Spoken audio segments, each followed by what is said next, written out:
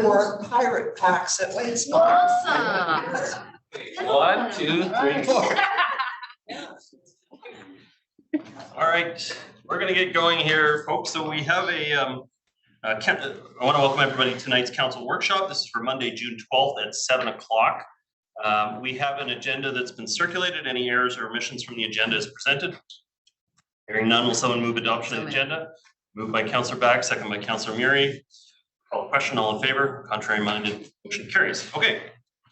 So the purpose of the first item here is to give update and training on FOIPPA legislation to the council. The one thing I was just going to say as a preamble to this discussion is that in the process, Louise and I chatted earlier, and she's going to give you some examples, some rock solid examples of other municipalities where FOIPPA questions have come up.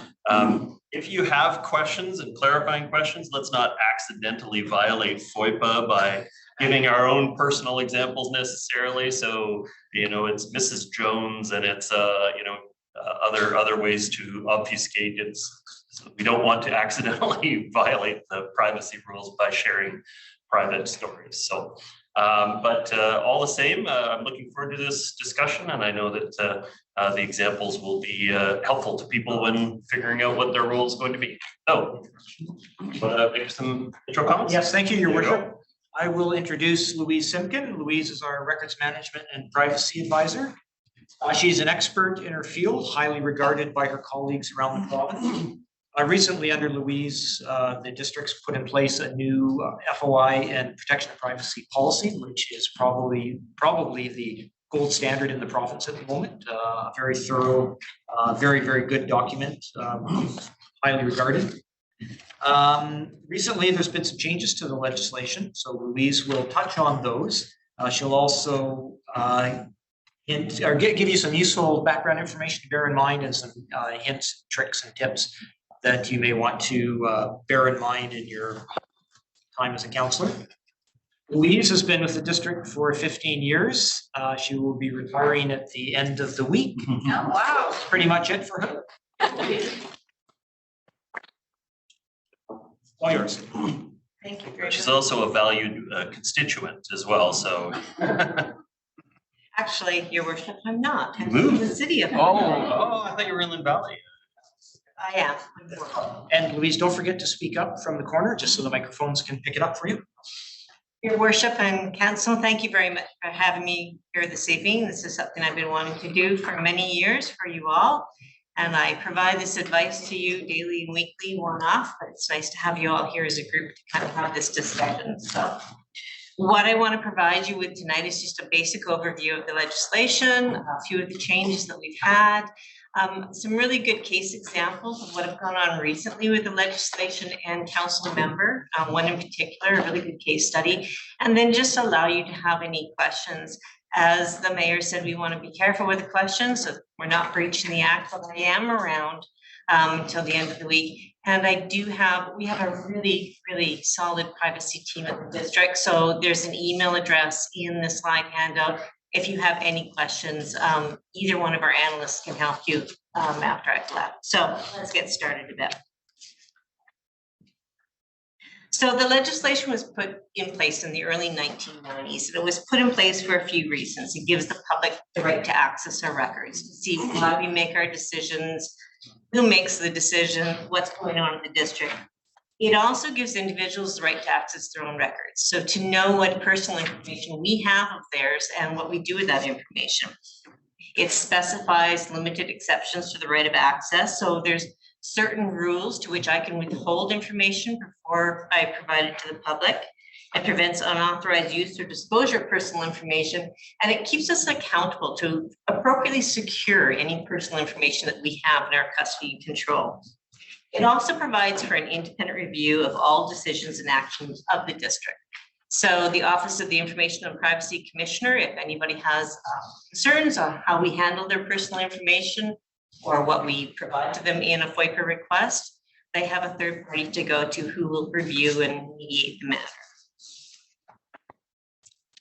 In the fall of 2021, there were some changes made to the legislation. I'm going to briefly go through them with you just so you're aware of how it's changed. There were provisions to update the legislation for storage or disclosure of personal information outside of Canada. Previous to the update, everything had to be held in Canada. We were really limited on that. COVID actually allowed us to broaden where we can hold information and how we can do it. There's really specific limitations to it, but it allows us with our technology here at the district to kind of expand our horizons a bit, which is really good from a digital perspective. The change also requires us to have a privacy management program in place. The requirements for this privacy management program, we already had all the requirements in place. Our new policy kind of cemented it all, but we've always investigated breach, trained our staff. We have privacy impact assessments that we do on all our technologies. So we've already had that in place. They've now implemented mandatory privacy breach reporting. So this is a situation where there's significant risk of harm to the individual whose information has been breached. They've introduced penalties or new increased penalties and offenses for evading FOI or breaching the act. They introduced a $10 application fee for non-personal FOI requests. We have not put that fee in place here at the district. The province has, as has probably around 5-6 municipalities through the province. That's the district's reasoning for it. The Privacy Commissioner's done one study on kind of their opinion on whether this fee should be in place. They see it as a impediment to people getting records of a public body. So I think the district, in my opinion, is making the right decision on it. Another change was enabling more information sharing with Indigenous people. So the previous legislation didn't allow us to do that. It allowed us to share personal information with a whole bunch of different bodies, but not Indigenous bodies, and it now does. And it also added Indigenous cultural protections. So again, the old legislation didn't have those protections in place, and we now have those written in. So two excellent changes to the legislation. So I want to briefly talk about the offenses and penalties under the legislation. It is now an offense to willfully conceal, destroy, or alter record to avoid complying with an access to information request. So this puts a little more bolstering when someone makes a request for staff or council. We can't just hide that email that we don't want to go out. We have no choice. It has to go out. We have to bring the records forward. It's an offense to mislead, obstruct, or fail to comply with the Privacy Commissioner. So should we get into an investigation or a complaint situation, the Commissioner's office asks any one of us to bring forward a record or answer their questions, we're obligated to, otherwise we could be penalized for it. It's considered an offense to collect, use, disclose personal information except as authorized under the legislation. So that's a big bubble that I could spend a lot of time talking about, but basically we should only be collecting what we truly need to collect for the purpose of our business, only be using it for the purpose that we're collecting it for, and only disclosing it to people that we truly know we're authorized to disclose it to under the legislation. So we have to be really careful on those 3 points. And to fail to notify the FOIPPA head of an unauthorized disclosure or breach is now considered an offense under the legislation. So Jim Gordon is our FOIPPA head under the legislation. And for staff and council, if you think you're in a breach situation, you just need to notify our privacy office. We consider that a notification. But failing to do that is considered an offense. And they've upped the penalties and fines significantly. It's now for an individual, fine can be up to $50,000, and for a corporation, fine $50,000. So a substantial increase. So let's talk about what the act actually applies to. It applies to everything in our custody and control. I'm not going to read this verbatim, but I gave it to you so you'd have it as a reference. It's basically everything that's stored on our technology, on our laptops and iPads and cell phones and that type of thing. It includes any documents, letters, emails. If we have a photograph, that's considered in our custody and control. It's any type of messaging that we do. If it relates to a district business, regardless of what messaging system it's on, regardless of what technology it's on. If it's on your personal phone or your district phone, it's still considered in our custody and control. Same with an email. If you're doing an email that's relating to district business, regardless of whether it's your district email or your personal email, it's all considered within our custody and control and comes under the Act. It also applies to undocumented information that you know as a council member. So as a council member, you might visit a resident's property and see things that are considered personal information, or have conversations with people and find out things about their family or their personal situations that would be considered personal information. So that you are also under the legislation obligated to keep to yourself or to not share inappropriately. So just what is personal information? Personal information is recorded information that uniquely identifies an individual. So personal information of a resident, name, address, phone number, email address, that's all their personal information. Their date of birth, race, gender, sexual orientation, information about potential disability, information about their healthcare, education, financial, criminal employment history, that's all their personal information. As a staff member though, my name, my salary, my position, my job description is not my personal information. So same as a council member, there's a difference there as a council versus an individual. Personal information also includes seemingly innocuous information that on its own doesn't identify an individual, but when you combine it with other information, does identify an individual. So I have a lot of very colorful examples that I use in my workshops. So I'll try to find something a little more mainstream. We get a lot of bylaw complaints, and the offender in the complaint will want a copy of the bylaw complaint. I want to know who complained about me and what they said. So we'll go to redact the complaint to give to the offender. And the complainant will say, you know, every time I look out of my kitchen window, I can see him, he's in the backyard, he's committing this offense. If I was to release that paragraph that said, every time I look out of my kitchen window, I can see him in the backyard, there might only be one kitchen window that faces onto the offender's backyard. That simple statement would identify this individual. So the innocuous information, it's things like that that we have to look for when we're redacting information and what we consider personal information. If I talk about, you know, the man in the blue house at the end of the street, it means nothing when you couldn't identify somebody. But if you knew a specific address I was sitting at, then you could identify that individual. At the district, we consider license plates to be personal information, dog descriptions, dogs' names even. It might be very unique dogs' names. We even consider interior floor plans to be personal information here at the district.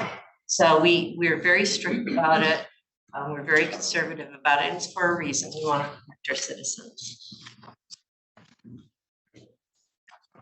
So the handling of personal information, and this is usually where not just council, but staff can get themselves into some hot water.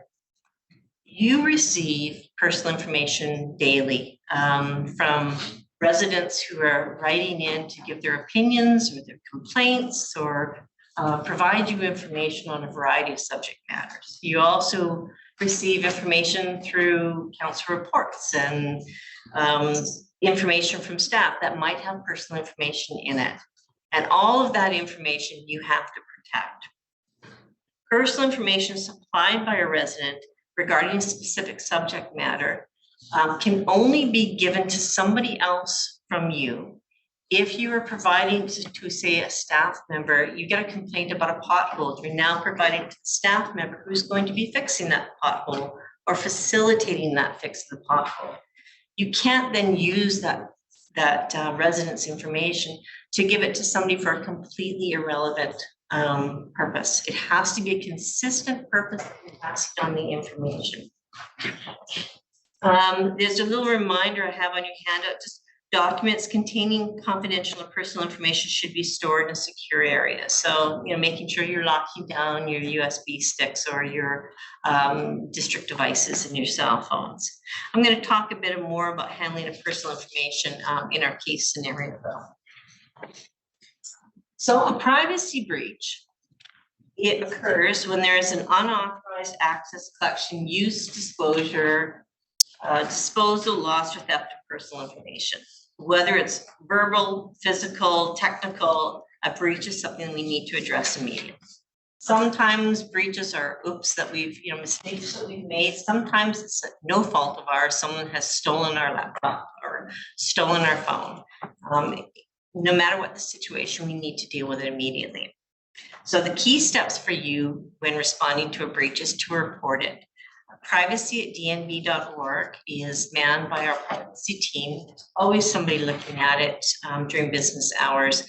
If you email there, one of us will be on it. One of us will start that chain reaction going. And we've considered you to have reported it. So that obligation under the offenses, the obligation under the legislation has been met by you.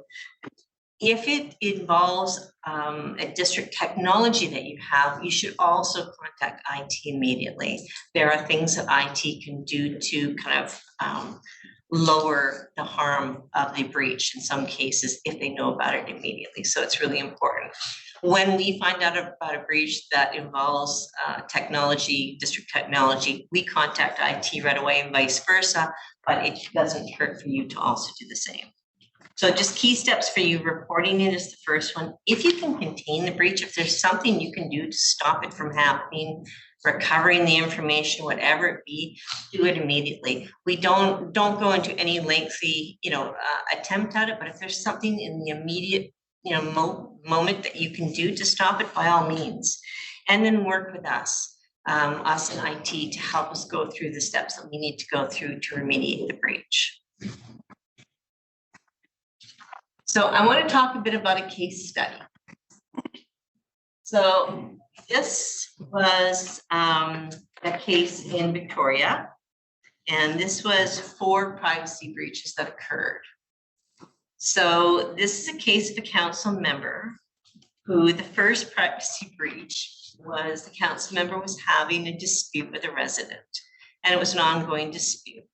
And to make the point, the council member posted an email that he received from the resident on social media.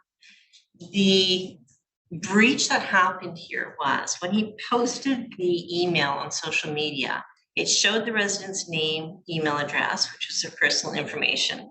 And it also showed other residents' emails, which this resident kept copying on all this dispute. So that was a blatant breach. There's really no argument there. The second, third, and fourth breach were all very similar. The council member, in his time as a council member, accumulated a lot of residents' email addresses, as you do. I mean, you get hundreds, probably every month, of residents' email addresses. And he had these in a large database. And in these other breaches, in the second one, he basically gathered all these email addresses and sent an email out to all the residents and said, hey, participate in our 2022 budget consultation process. He was promoting his municipality. One would think there's nothing nefarious there. The thing is these people had emailed him for one purpose, which was a complaint or to make a comment. And he was using their email address for a different purpose, which was promoting the municipality's budget. And that was considered a breach under the Act. So you can see how easy it is. It's a good purpose. It was an honest, good purpose, but it was a wrong purpose under the legislation. The third one, again, using this big, large pot of email addresses, he used to kind of promote all the things that he had accomplished in council during his term there. Again, they were collected for one purpose, and he was using them for another. The last breach, again, the purpose he used them for was to promote a nonprofit that he was trying to get funding for. So it was suggesting people might want to donate to the nonprofit.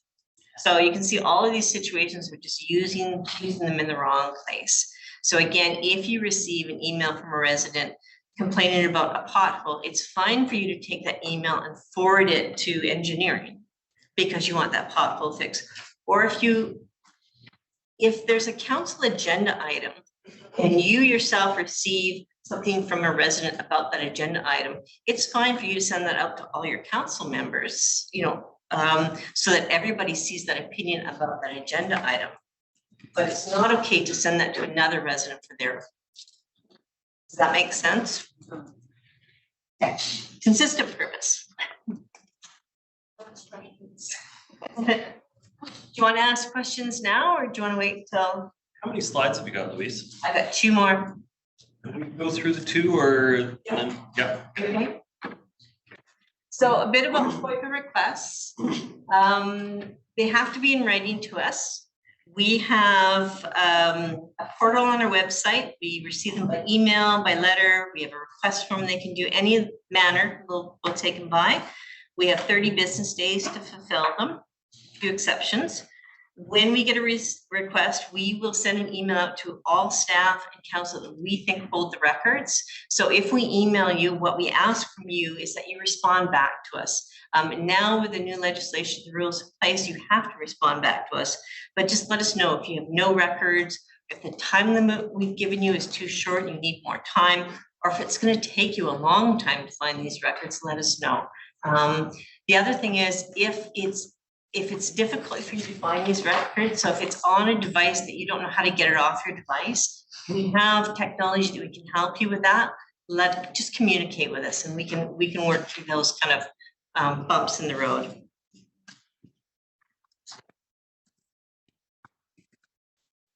And just a bit about FOIPPA at the district. So we get requests for a number of reasons. Some people ask, staff especially asks us, can they ask for that? Yes, they can. People can ask for almost anything they want through FOIPPA.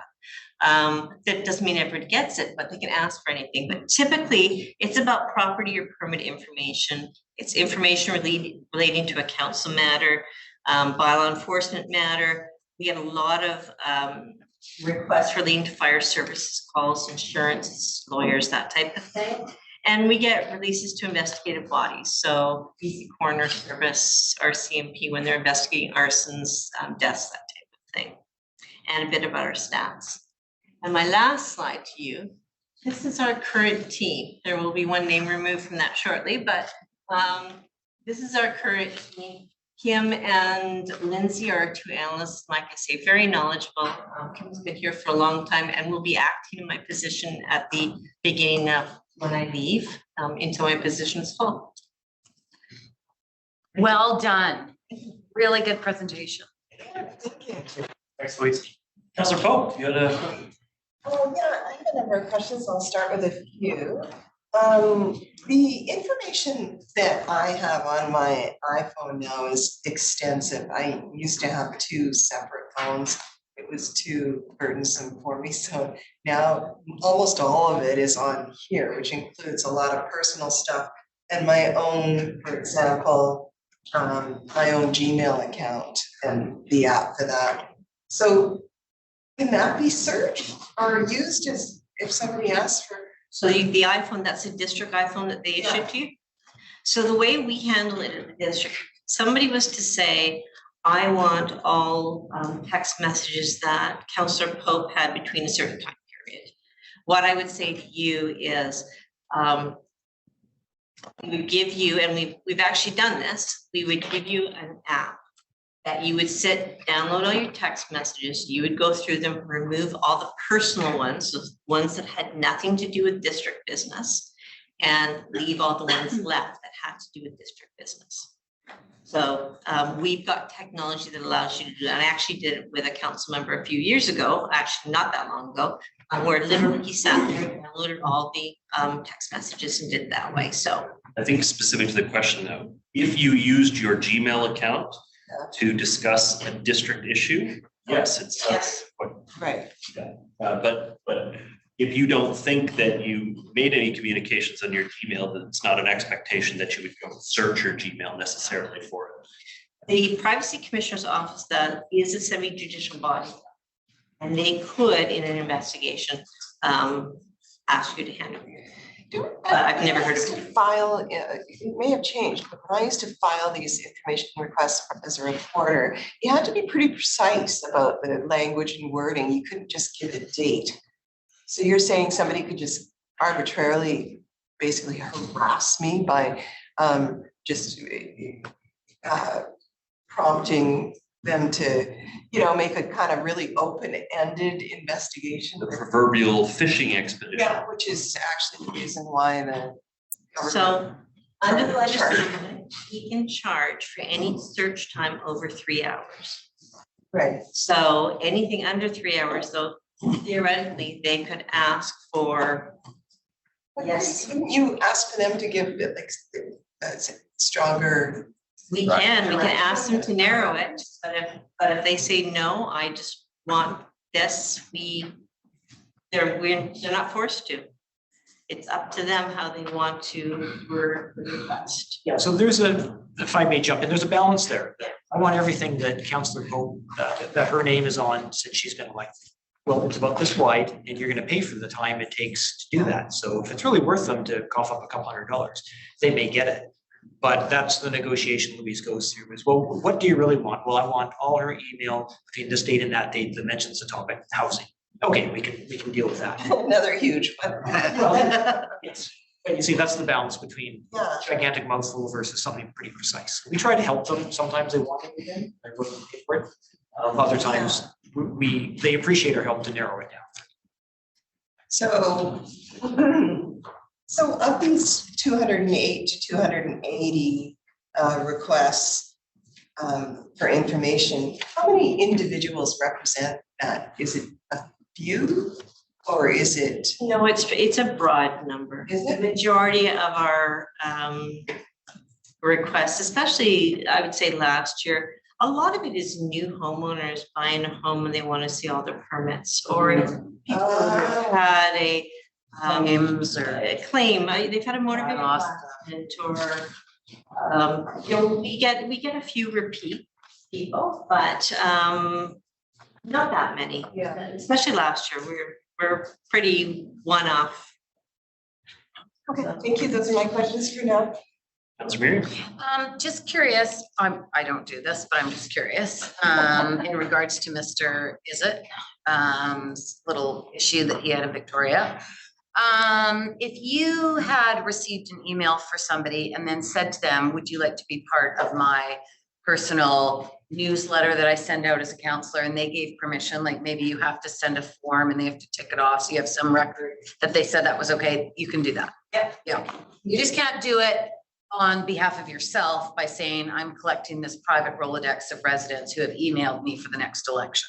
Yeah. There you go. But as long as you get their permission, you can. It's all okay. It's all okay. Good Does presentation. the permission have to be in a particular form? You would want it to be in some kind of format that, where you have their identity connected, where they're. I gave permission. Yeah, In writing, so. Yeah. A little email. You wanna Would you like to be part of my? It's Rolodex. just link to a form, as you say. Yeah. yeah. Excellent. Interesting. Before we move on, were any of the members of the public wanting to ask a question about FOIPPA or make a comment about FOIPPA? I just was wondering about the counselor in Victoria, if he got fired or fined. He didn't win the next election. My understanding is still actually under investigation because the breaches were determined by the privacy office in the municipality, so it would then go to the privacy commissioner's office. But the penalties can extend to invalidating you for a future election or some other. I'm not sure.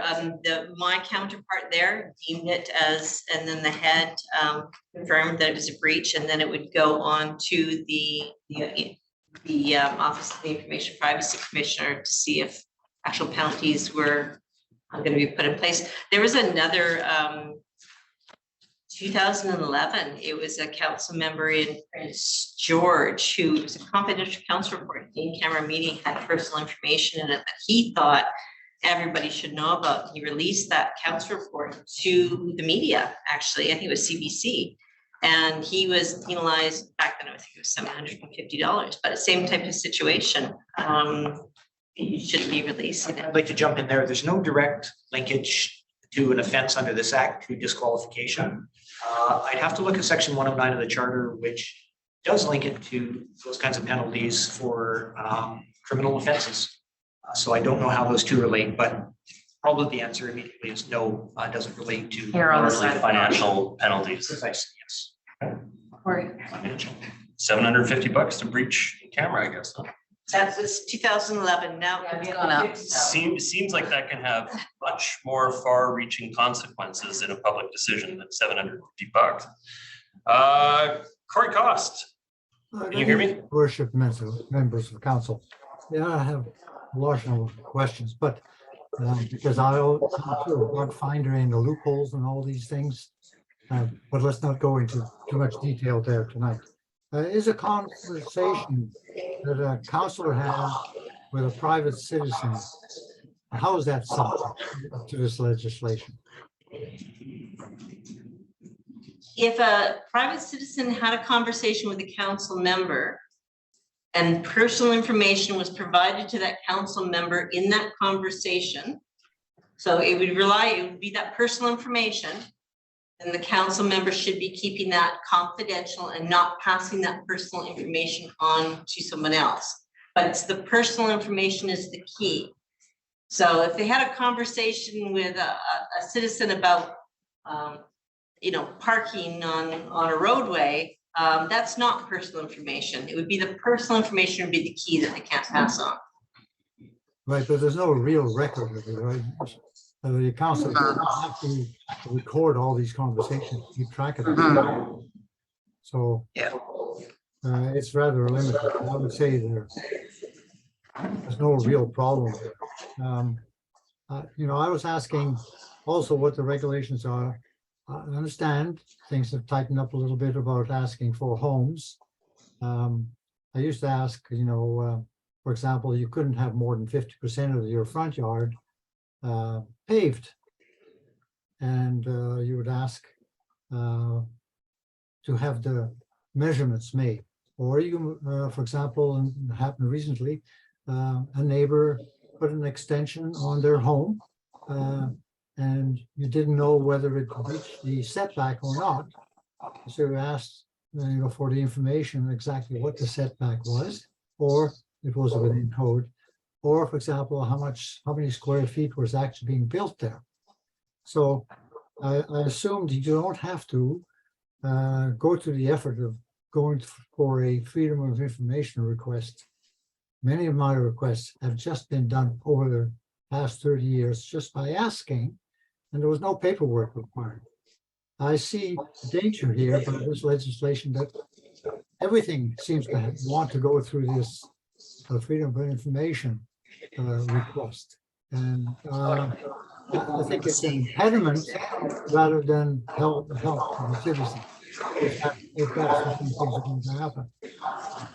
And I saw the steps that members of council have to make to protect themselves. They have access. What about the citizens if they have a problem of some sort that happened that revealed their privacy on a Friday afternoon and they didn't find till Saturday? Do you have access to anybody over the weekend?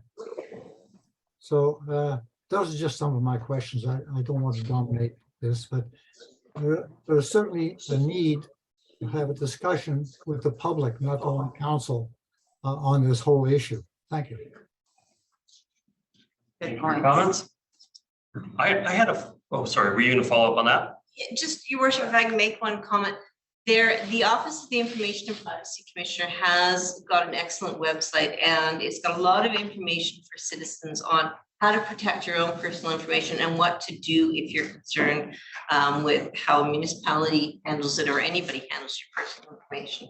So if you were, in a situation on a weekend where you were concerned about how it was being handled, that is a good place to go to get some immediate kind of reference on what to do. I had a question about redaction. So we often have public workshops, an example, where people come out to talk about different issues, and they'll people from the community will fill out a survey.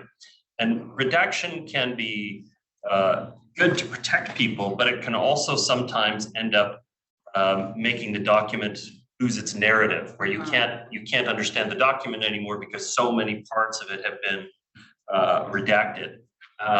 Do we have discretion to sort of fill in the narrative? Like, instead of it saying John Doe at such and such an address, black the neighbor, or something else that we could, make sure that the narrative isn't lost in the process of redaction. We could, but it really would depend on the situation, and it's sometimes very difficult. Everybody has different expectations of privacy, and this is where we run into problems. There's some citizens that we have that have no problem with their information just being put out there, their name or their address and everything being put out there, and some citizens who are very protective of their information. So it's finding that fine line of first of all, where everybody's going to be comfortable. So we err on the side of caution, first of all. But even to take out, their address and put in the neighbor, in certain situations, there aren't many neighbors. Even postal codes in certain blocks, there's only 2 houses in the district, especially, areas like around Myrtle Fraser, that type of thing. So even then, it's that, innocuous information that might identify somebody, there might only be one neighbor to the east or that type of thing. So it's very difficult. It would be very time consuming. I don't know any organization that does that, provides the narrative, because in trying to do so and continue to add some value to the document, we may get it wrong and contribute to the problem. And then we're at fault. And that's why, like I say, every organization I'm aware of takes a strict interpretation of that. We simply apply the filters in the legislation, and if that is information to be blacked out, that would be. Comes up from time to time. I know Surrey specifically mentioned it, that they had an agreement with the RCMP that the documents came back so redacted that they couldn't even figure out what they were talking about at all, and they were supposed to make a decision on the redacted document.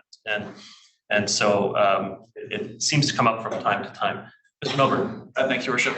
Just with respect to land use applications and development proposals, we do provide 2 lists. One is the redacted version that is entered into the public record of the public meeting.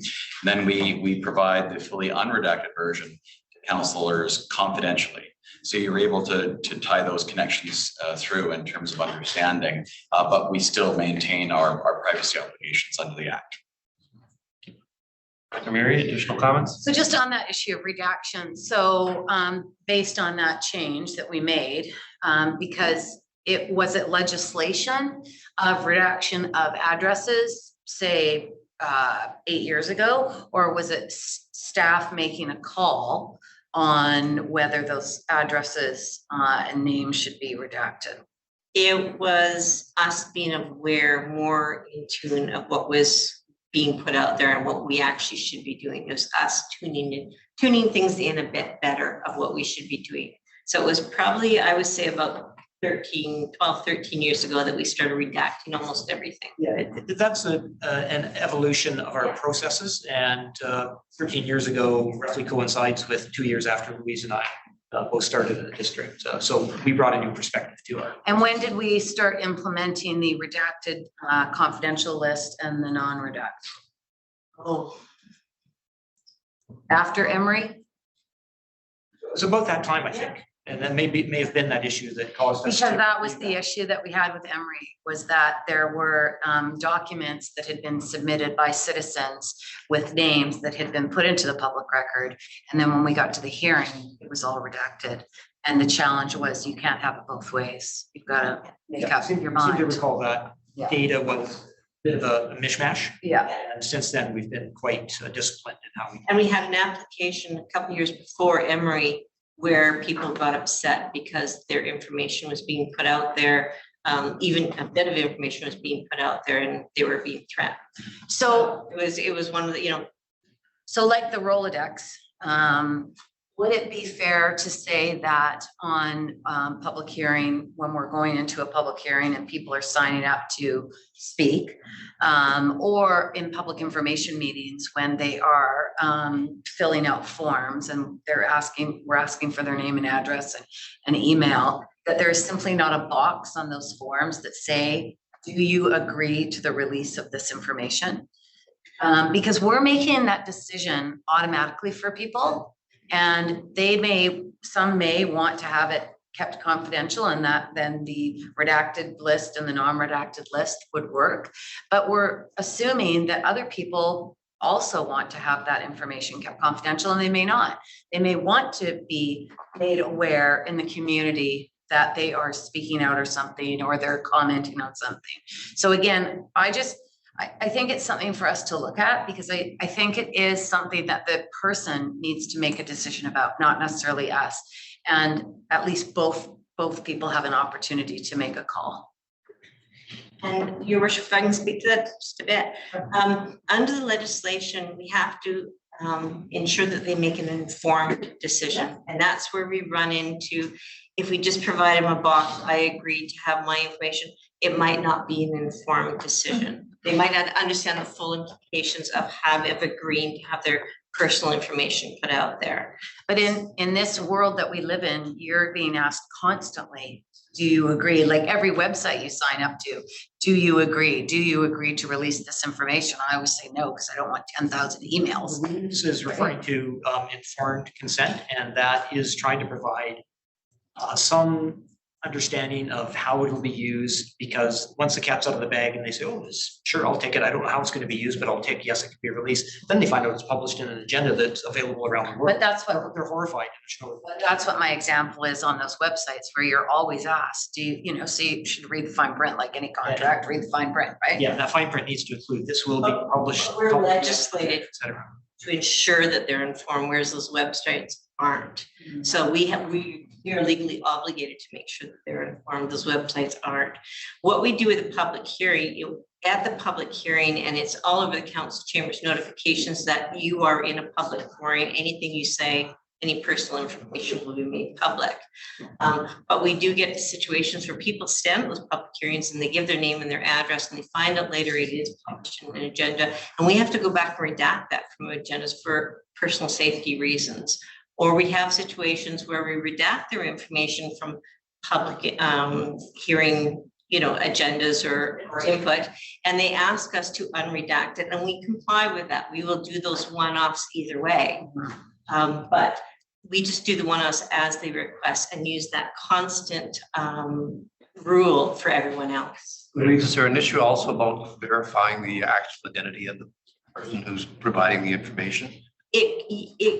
There could be an issue with that. I mean, Maybe let's say I'm such and such with a Gmail account, say all kinds of things, and if we believe that that's the person, AI is going to have a big deal with that. You're probably like, this is a good time to This has retire. been really good to have this discussion, because we don't normally get to talk about this, but we are running out of time. I've got Councillor Ma, and then Lyle Kraber has asked to add some comments as well. You're gonna have to be quick on both. Councillor Ma? Just quickly, thanks, Louise. In terms of redaction, I can understand personal information, but there's also confidential information that is redacted, like business terms and financial. What other things can be redacted? We redact this third-party business information. So under section 21 of the legislation, if we have say it's a consultant's report we want to release, we have to have conversations with that third-party business to make sure we're not releasing any of their scientific or proprietary information. We would withhold that. Solicitor client privilege, we withhold under that. I'll actually send you, I'll send all of you a listing of all the redactions we actually can make under the legislation. In camera information we withhold under the legislation, we do not release it. But there's quite a long list of things we can withhold under specific circumstances. So I'll send you all tomorrow just a list so you're aware of what we do withhold. Thank you. Mr. Kraber, can you hear me? Loud and clear, your worship. Yeah, welcome. If you can keep your comments brief, but go ahead. Will do. This subject goes back a long ways. Back in the days when I was first becoming a somewhat regular at council, I did have a discussion with the councillor Chris where he kept me informed on what he could and could not release. However, that was some 15 to 20 years ago. Meanwhile, I do have some concerns because I do believe that people have responded to situations involving things said at council, specifically on 3 separate occasions. A vehicle owned by myself, my daughter, and my wife were vandalized within 48 hours of one of us speaking at a council meeting. So as a result, I am somewhat sensitive on this issue, but I'm really not sure what the outcome is. But we do have to recognize there are people in this community who do take strong political views and frankly are prone to violence. And I do consider vandalization of 3 separate vehicles violence that we do have to watch. There are consequences to what we are talking about here, and it does need to be kept in mind. Thank you, Worship. I'm done. Thank you, Mr. Craver. And we definitely have, since that time, we're not as specific asking what address people live at. We don't demand that somebody provides their full name in the process. Some of it is to obfuscate if people so choose that they still want to come forward. We land on the side of protecting their identity where we reasonably can.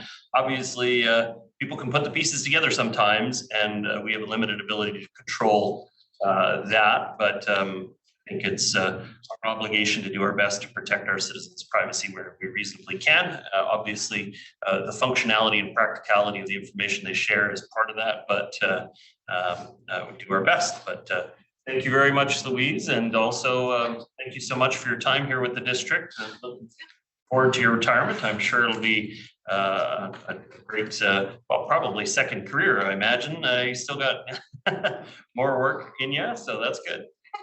That's great. Thank you, Louise, for your retirement.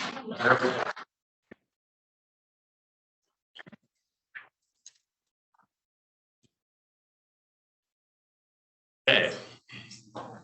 The next item up for discussion.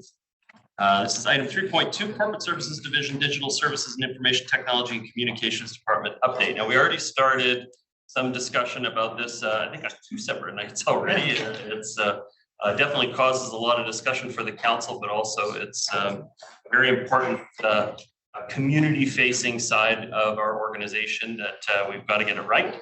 And so look forward to your presentation tonight. I think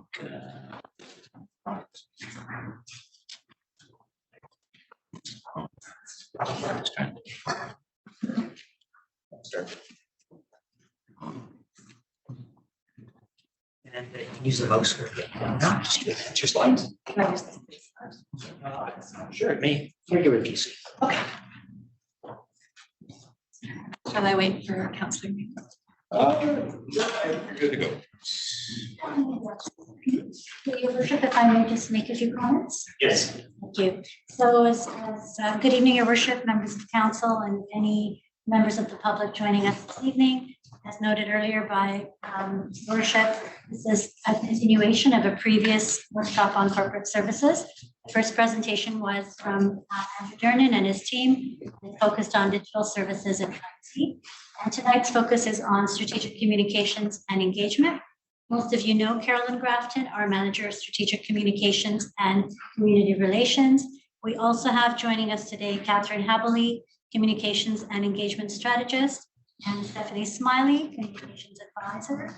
Together, they bring a unique skill set and expertise to the comms portfolio, and their work ranges from supporting internal staff on change management, storytelling, and community engagement, and they help ensure open and transparent access for residents to government. This is a really hardworking team, and our hope this evening is to have a constructive and respectful dialogue. So with that, I'll pass it over to Carolyn to provide us with your presentation. Thank you. Good evening, everybody. It's nice to be back here again. Thank you for your patience. I will add that I've also asked Andrew to come back, Mr. Durnan from ITS, because we know that there might maybe some questions about the website or exactly how things are divided between communications and IT, because that has changed over the years that I've been here. So I'm really pleased to be here. Behind me, there's actually a team of 6, and as Cyrus said, I brought 2 of them here with me today. So this is your communications and engagement team. It's a mature team with significant communications and municipal experience. So Ms. Smiley has 12 years of municipal experience here at the district, and Ms. Havoli is approaching 7. And I've been here almost 4 years, and so you're my second council. So that's the team and their smiling faces. So even though it's me, just know that they're all here working on behalf of the team.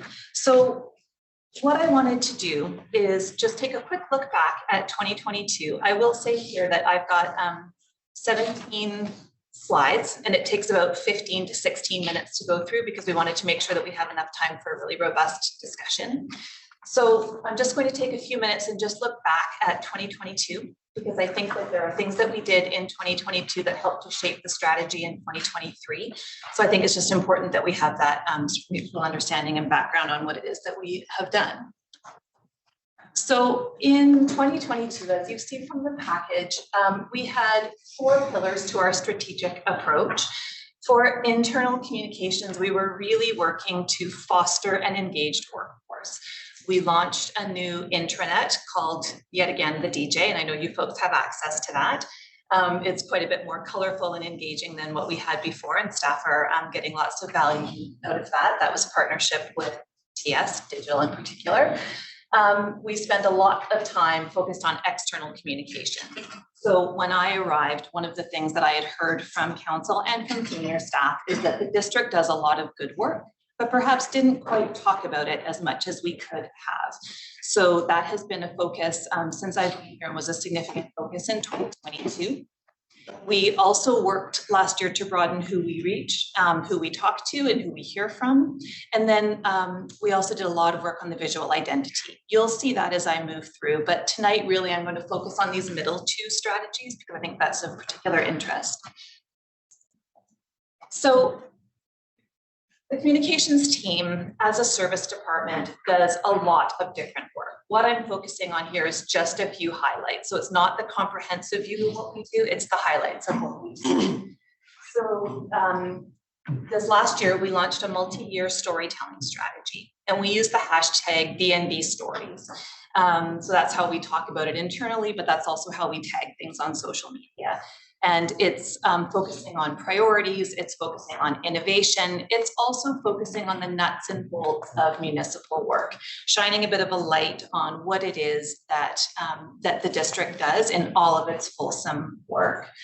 So here you'll see, for example, we did a story on Lionsgate Village. We did a story about the sustainable, innovative paving methods that are used here. And in 2022, we published 12 longer form stories. We also did lots of shorter ones. I know that you've seen the short social media videos that we produced and all that sort of thing. So in 2022, that was a significant focus of ours. I've talked with council about this before, and I know for the newer councillors, I shared some stories that we've produced. So I'm not going to go into that in any more detail at this point, but they are all online.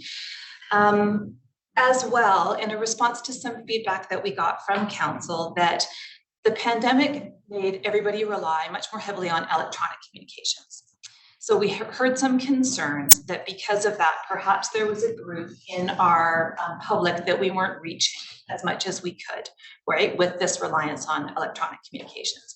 So last year in the spring, we created the 4-page community report that hit every mailbox within the district of North Van.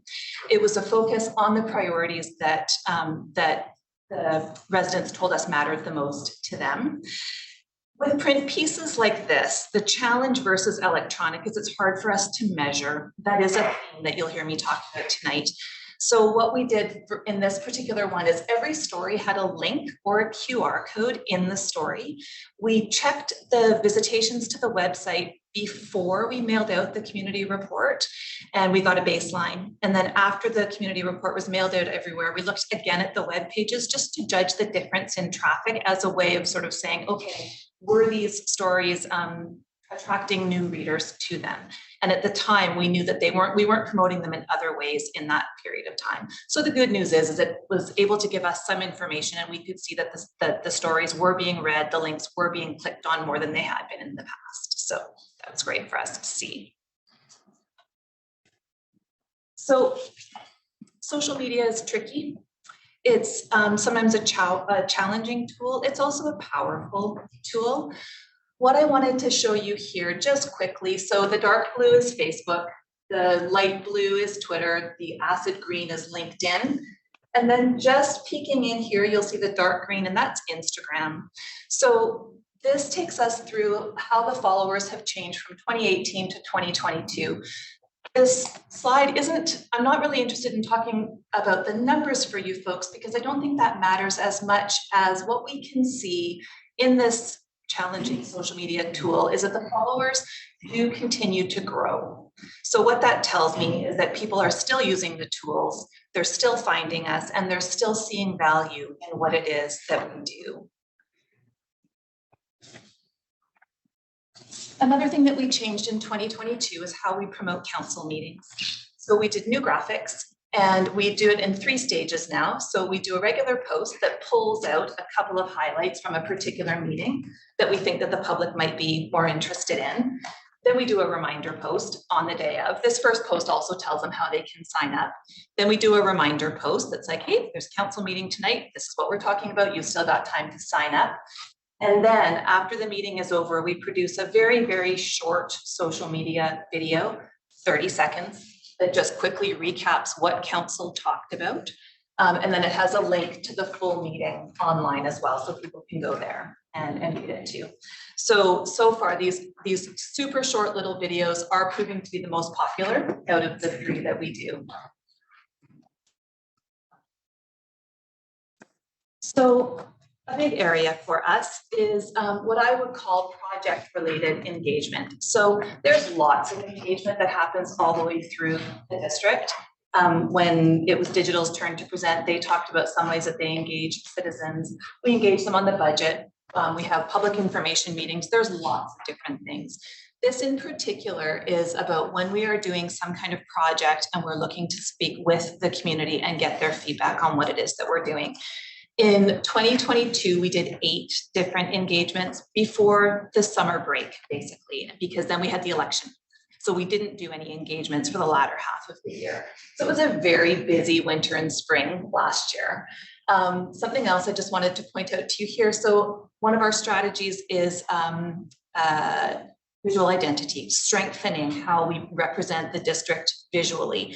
The reason for that is the goal is that as soon as somebody sees something and they haven't even read it yet, they know right away that that's from the district. They recognize the look and the feel. So they already know what they're going to be getting, and there's legitimacy to that. And you can see that when you look at all of these different examples together, you can see the visual identity.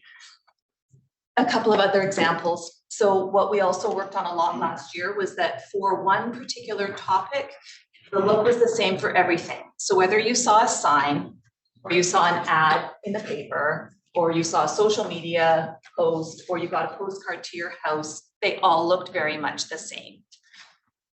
A couple of other examples again is, so again, whether you're looking at a sign, whether you're looking at an ad, whether you're looking at the community report, you're recognizing that this is material to me from the district. So just before we move away from 2022, I just wanted to take a moment here to talk about what we see from the community. So I mentioned that we have a real focus on measurement and data and trying to understand who we're hearing from. So last year gave us, so when we were doing engagements in 2022, we started asking optional demographic questions. They're at the end of all of the engagements. People do not have to answer them. We make that very clear. But if they are willing to answer them, we would like the information because it helps us to make sure that we understand who we're hearing from and how we may need to change to broaden who we hear from. So that information, because last year was our first year, we don't have year over year comparisons, right? But what we did have was the census. So again, the light blue is the census, the acid is engagement, like our particular engagement projects, and then the dark blue is Facebook, just to give us one more comparator here. So what we did is we compared the ages that the census is telling us is in our community with how old people were when they filled out the engagements, and then also what they entered when they started their Facebook account ages ago. This one is more independent. It doesn't have quite as much to do with us, but it is an indicator for us. So what this tells us is that when you're looking at people that are 65 plus, the census said that, that we've got about 19% of people in this community are 65 plus. When people were answering the question about their age in the engagements that they did, nearly 14% of the, nearly 15% of the respondents said that they themselves were 65 plus. So we're not that far off the census there. Some work to do, but not that bad. Not surprisingly, looking at our engagements between 26 to 65, we're overrepresented in those age groups compared to the census, which didn't surprise us. And then here, looking at the youth, so census says we've got 5% of the people in the community identified as being 18 to 25, and 3% of the people that filled out our engagements identified as being 18 to 25. So again, not that far off there, but still some work to do. And then there's a certain percentage on our engagements who did not choose to give their age, which is just fine. Okay. So 2023, it says a look ahead, but we're now halfway through because it's June. So, but this is what we have been doing and what we will continue to do. So our priorities for this year is to basically council's priorities become district staff priorities, and also talking about the operations. We want to continue to broaden who we reach. For Corporate Services Department, we're supporting them with the Indigenous relations work, and we're also supporting the inclusivity, equity, diversity, and accessibility work.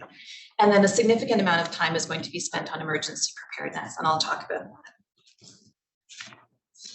So the strategic approach, because we are honing our approach compared to what we did last year, it is very similar. So it's an evolution from last year. And again, I'm going to spend my time focusing on these two here. So we are producing a couple of print pieces this year at council's request. So the last time that I was here, I gave you folks a copy of the community report, the spring community report. And basically a week after I gave it to you folks, it was delivered to every house in the DNB, or every mailbox basically within the DNB. And we'll do another one in the fall of this year. We did a similar thing where we had every story had either a link or a QR code. And again, we've measured two, and the readerships have gone up significantly for all the different stories after the newsletter hit. You'll see here in the front of the community report, we did some demographic information, or like a profile based on the census information. We then partnered with community planning, who gave you folks the information reports after the census released each tranche of data. And we turned it into a 4-page community profile piece that goes into some more detail about just painting that picture of who we have in the community based on the census data. So this is also a print piece that will be ready later this month, and it will go to the libraries, the community recreation centers, and also will be available here at the hall for folks as well. And then we partnered with digital services. In our story here, there's a link to dnb.org/census. That link takes you to essentially a digital version of this, except for rather than looking like an infographic, we use photographs of the district. How can you not? Such a gorgeous setting, right? So it's the digital version of this information, just told in a different way for people that prefer that kind of a format. So we're in year 2 of our storytelling strategy. So we will continue to be telling those stories. This year, we will focus on council's priorities. We're talking about innovation. We have a new story up about the micro tunneling project on Mountain Highway. And I keep calling it the nuts and bolts of municipal work, but that stuff is very interesting to those of us that, didn't grow up in this world, and therefore the general public as well. We did a story about how the parks team takes the soccer fields and turns them into baseball diamonds.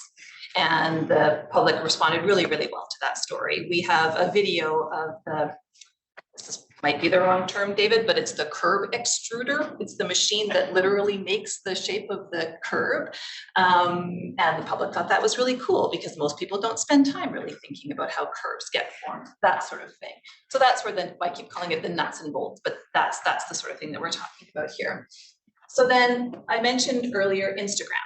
So we launched Instagram in November of 2022. So 6 months in, we have just over 780 followers. We launched it in part again because some on council had talked to us about the youth audience and wanting to reach them. So far, out of our followers, 65% have identified as being from North Vancouver, so that's good. And we're getting good feedback. And again, the district is a beautiful place, so it's nice to be able to raise awareness about that. So just to continue this thread, we will continue to talk about council meetings the way that we have. There's a lot that the communications team also goes on to do. So whether we're talking about tax time, whether we're talking about dog licenses, whether we're talking about solid waste, being bear aware, all of that kind of thing, there's lots of different things that we tackle every year. And then I also mentioned that we'll spend some time on Indigenous relations as well. So for engagements in 2023, we're getting close to wrapping up our spring engagements. We've had 4 this year. When it comes to our engagements, residents self-select. So they choose to participate based on their interest level and based on what the topic is. So we promote them in similar ways, but what you will see is when the project comes back to council and you get the engagement report, you will see that participation levels vary, regardless of how we promote them, because it is hitting people when they are interested and it's of particular relevance to them. So this year, based on feedback from some on council, we will review the platform that we use when we engage with people.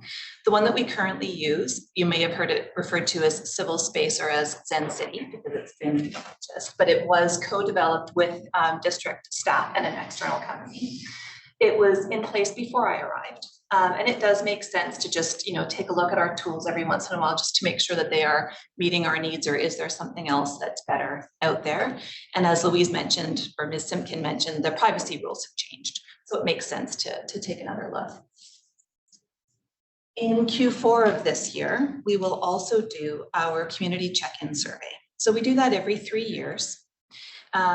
We will be coming to council and sharing information. David and I have had some conversations about this, and so we're looking at probably 4 components to it this year. So talking about information sharing and services and potential issues that the community sees, and then looking forward what their point of view is. So second to last slide here.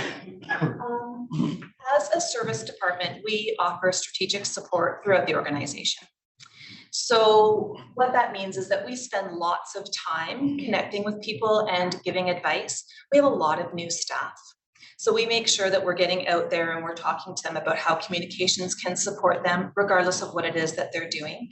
I was going to call her Catherine. So Ms. Havoli and Ms. Smiley, actually, we have a Communications 101 presentation that we do where they go around to the different departments and just talk to them about how communications can help them, what our role is in the organization, and encouraging them to come and talk to us when they have a project. We find that when we do that, the 3 of us spend a lot of our time offering strategic advice to people in the organization. When we do that, to be honest, we generally have less of this.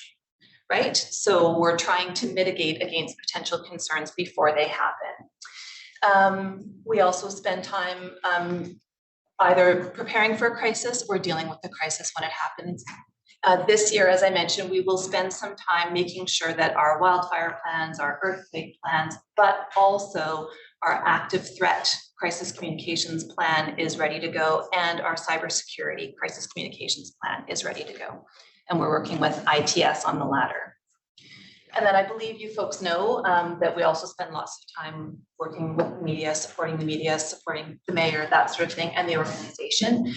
And internal communications, you've got a very strong, dedicated workforce here. And they are and a lot of them are new, and they're very keen to learn about what their colleagues are doing and share what their colleagues are doing and share what they themselves are doing. And they're really, really great ambassadors for the organization as well.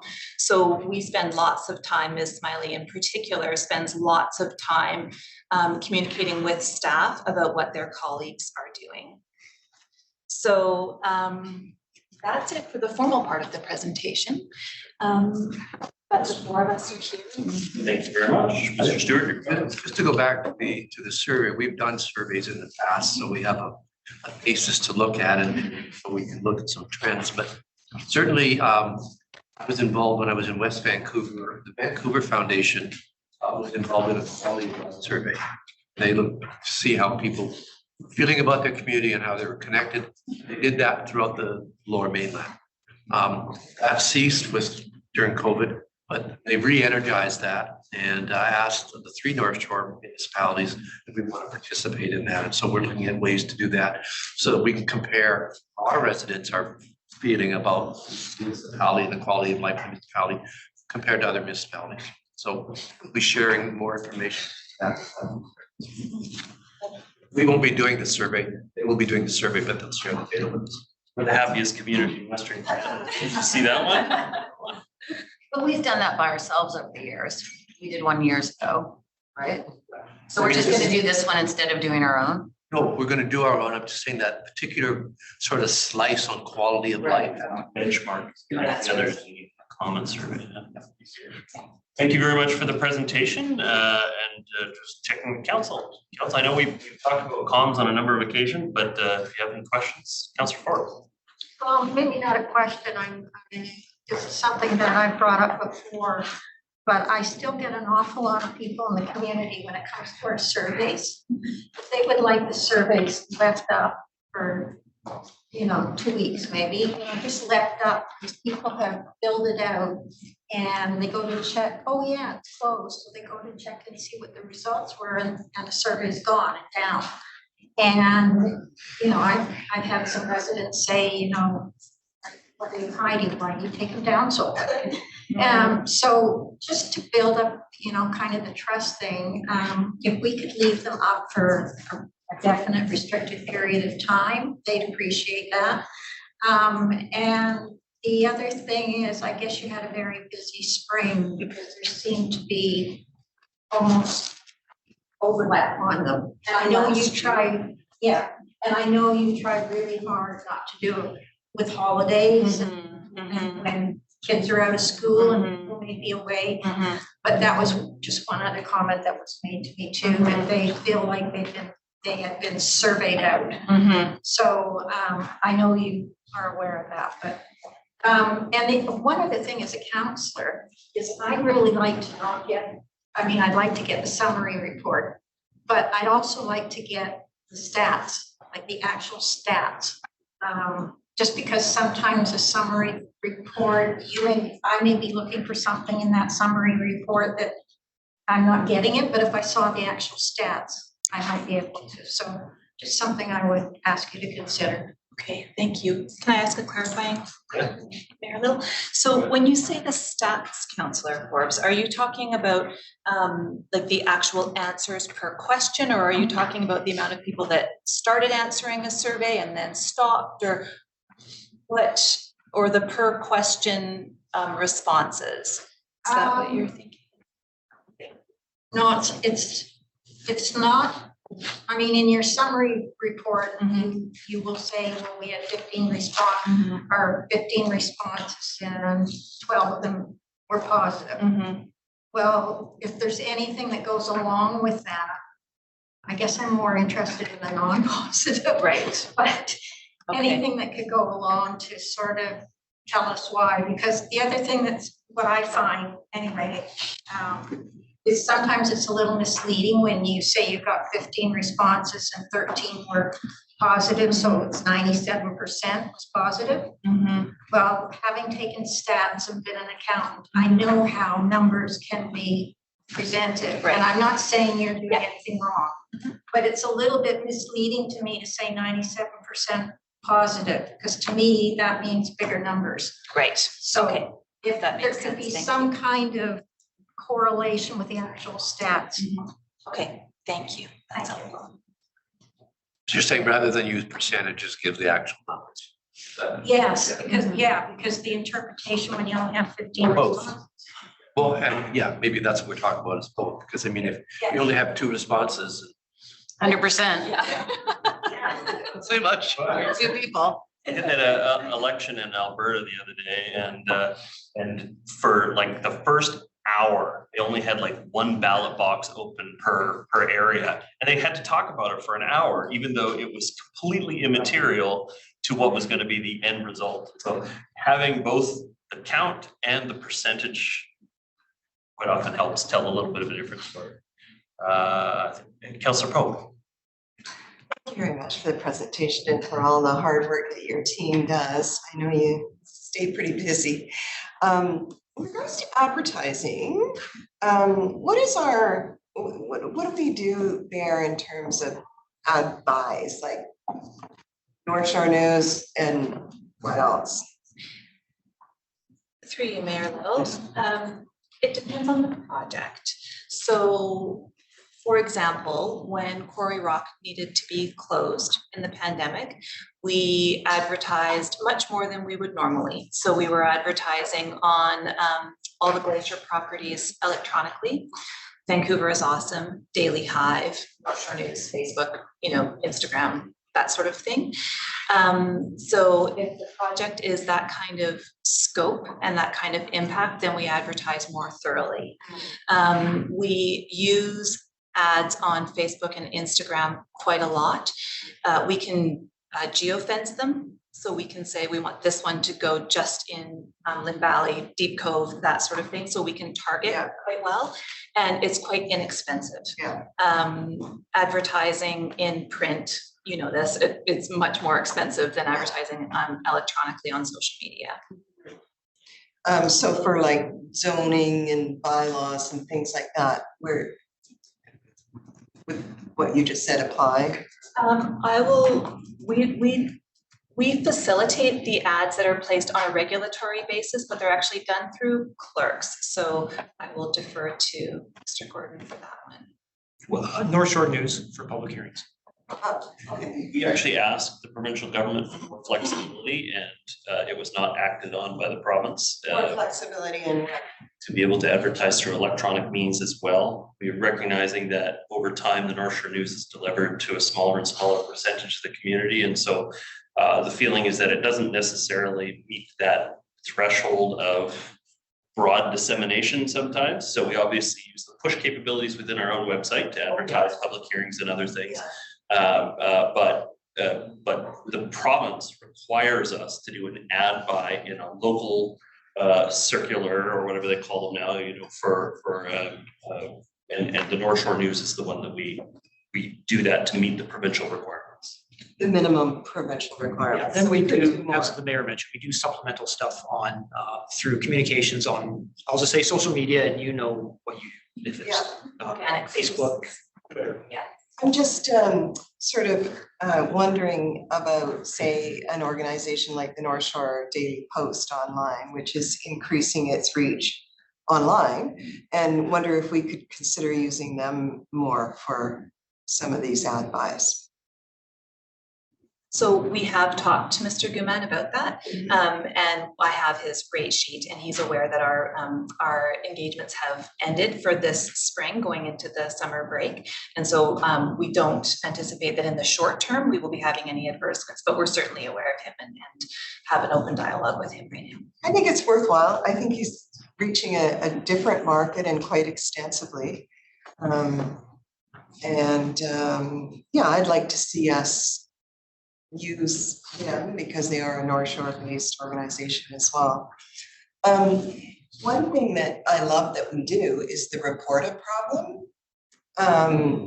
But what I do find is that so many residents have no idea that that's there because it's still relatively new. And I wondered if we could just promote that a little more. Yes, that's a good point. We do, sorry, through you, your worship. We do that on a regular basis. We do cycle through making people aware of report a problem as well. And so it's probably about time for us to do that again. Yeah, I just wonder if we could get it out there more extensively. Like, can't recall if it was in your community report or not. But I think that's. I know it was I believe it's in the 2022 one. I would have to check. Yeah, I think that's something that could be in every community report. I know real estate is, valuable on that, but I think it could probably be done in a very. And I was also wondering, as you know, I'm sure, we have a huge problem in Deep Cove with traffic and congestion and angry residents, and it's just a nightmare. And so one thing I was wondering is about issuing bulletins and advisories regarding traffic issues, particularly on the weekends and long weekends when it gets especially bad. Is there any possibility that we could do that with the feeds to, AM 7:30, CKNW, News 11:30, just so they can be getting the word out? The parking is full in Deep Cove. Please be advised, go somewhere else, whatever. But you're not going to find it in the neighborhood around Deep, like whatever we want to say. Would that be possible? We did do that for a number of years. And the feedback that we got, so I think there's a couple of things. I think that that real-time information coming in was tricky. So what we did is we essentially pre-populated information predominantly in Twitter because it's just so much more time-based than something like Facebook is, so that they were ready to go. And their assessment was, I think there was a few different things. Part of it is that people don't really check social media before they go somewhere. Right. The media picking up on those messages and amplifying them happened sometimes. The reality is that pretty much from May to September, Deep Cove is a challenge. And so there's nothing novel there for the media to be focusing on. When something big happens and we do tag in those news organizations, then they absolutely do pick it up because there's something unusual. Yeah. So we had been doing that and found that realistically the news media were not necessarily picking them up anymore, and that people did not seem to be checking Twitter before they got in the car. I can see what you mean about the news media, but I'm not referring to the actual news division of CKNW or AM 7:30. It's the actual traffic division. It's the traffic reporting where anybody can phone up and say, I can't get a parking spot in Deep Cove. Like, I realize that would be tricky staffing wise, but I'm just wondering if that's something we could consider. I just think we have to do more for. We have a workshop shortly. Yeah. That's going to talk about how we're going to deal with Deep Cove. It's not just a matter of pushing stuff out. It's also a matter of somebody. This is just her piece of it, right? Yeah. Communications. So I don't know if there's a solution there for weekends and like how. We're full by 9 o'clock. Just push the same message out. So Mr. Joyce in engineering did deploy some signboards up to the approaches that warned people of congestion and busyness. But again, even that it's hard to keep it up to date and specific to that day. The other challenge is a lot of people, when they come to Deep Cove, they've decided they're going to Deep Cove. So even though you tell them that there's no parking, they're still going to show up, look, and when there is no parking, then maybe they go to their second choice, Lynn Valley or Kate's Park or whatever. The added benefit of doing something like this is that you're also sending a message to the residents. We hear you. We know there's a problem. We're trying to do something about it. These are some of the steps we're taking, but we at least are appearing to try to do something. The other piece, though, and I totally agree, is if you're constantly saying there's a traffic problem, versus saying, we have construction on this site that's gonna go from this date to this date, and you're giving them something very, very specific. It becomes easier for them to amplify it when it stands out. But I hear you, there's no question that the public that lives in and around Deep Cove, I'm not too far from Deep Cove, is deeply affected on a daily basis if the weather is good. But most of that is predictable by the residents. It's just whether or not we're getting the message to people who want to come there on a one-off just to find out that it's 30 minutes to find a parking space in the area. Councillor Miri, you have a comment? So I'm bringing forward a motion on Deep Cove on the 19th. Yeah, so we can talk about it, asking for a comprehensive traffic management plan, because what's happening right now is not working. It's just getting worse. So thanks for the presentation, and we've been anticipating this one. I just have to go with what I wrote down last. So the RAP program, the RAP app, it's good, but on the website it says report contact. And that's, if you look at the website, the RAP, the report a problem is actually if you click on report, but I don't think anybody knows what that means. Report, because it says report apply or report contact. So maybe if it said something like report a problem, then more people would be able to understand what that meant. I think that was a bit confusing on the website. And I think there's reported problems like a pothole or a garbage tipped over or a bear or something. But then there's like those bigger philosophical issues. And I've been told by some staff, I'm not going to name him, but he's almost retired. He would say, well, just send it to report a problem. And I'm like, but it's not a reported problem. It's not a pothole. It's something bigger. So then, you know, people want to talk about something bigger. So then where did they go? And on the report app, it's great, right? But there's not a place to be general. Like it's really specific. And I know that that's because you want to try to filter it to the right department. But then there's some things that's when I just email somebody because I don't fall under the categories. So that's just some feedback. So Metro Vancouver is actually experimenting right now with a real-time app. So I think sometimes we're ahead of ourselves. We're too great. We come up with these ideas, but we don't get to apply them because we don't have a problem. It's later than when we could apply them. So the real-time app, Metro Vancouver Parks, is experimenting with a lot of pilots right now on reservation systems, on shuttle systems, on real-time app systems, on restrictions, because they are feeling the same thing that we're feeling, like everybody else is feeling. And so I think Metro Vancouver is a great resource for, they've got bigger resources than we do. They've got larger staff departments and they're doing a lot of this stuff. We just need to copy them. If it works, let's just copy. Let's not reinvent the wheel because they're applying it to every municipality in the region. So when I look at social media and I look at the district's Facebook page, are we, like, are clicks something we're trying to get? Like likes on Facebook, I know it's hearts on Instagram and likes on Facebook. And I don't go on Twitter, so I don't know what you do on Twitter. But basically, yeah, that's why I don't go on it, right? I could argue enough here every Monday night, right? I get my fill and then I feel good and then I wait until the following week to do it all over again. So are we trying to get a like?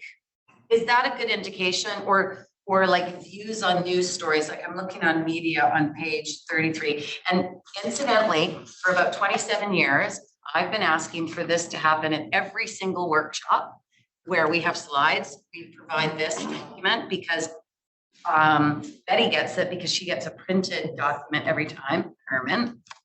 Today I'm on my iPad, but I want this hard copy so I can scribble on the pages and make notes because now I'm gonna have to scroll and I can't scribble. So I would just say from a communications perspective or a Mr. Stewart perspective, this is something we need for every slide presentation every single time because it's easier to scribble on the pages and make notes rather than on the yellow pad. Now I can't really refer to what I was looking at when I was looking at the presentation. Nope. So, is it the likes and like on the page views for like the video metrics, like I see those, but like total page views 38. Unique page views 27, average time 2 minutes 43 seconds. Video, like, is that a lot? Because I look at that and think, you know, that's not very much. So there's a few different things here that we can parse out. So for Facebook and Instagram and Twitter, are we going for reactions? I would say no, not particularly. We are trying to inform the public and we are trying to make sure that we are as transparent and informative as we can be. Do we look at the likes or the reactions? Yes, but you will notice that I didn't present on that because it's very easy to, you know, drop a like or to, you know, drop a heart, that sort of thing. So what we are looking more at is trends. As I say, are the followers growing? Are they continuing to find relevance in what it is? So I would say that that is there. The brands, like consumer brands, that stuff matters more to them. They are more provocative. They are more edgy. They're trying to get that reaction from people as a way to show that they're doing something and that they're perhaps translating that into market share. That is not a primary concern for us here. No. Okay, so that might not be communication's primary concern, but it may be council's concern, right? And part of it is because we want to engage more. And part of it is that we've lost that level of engagement because the number of places where people get information from is so vast that we're not connecting with people like we used to through the few local papers that existed.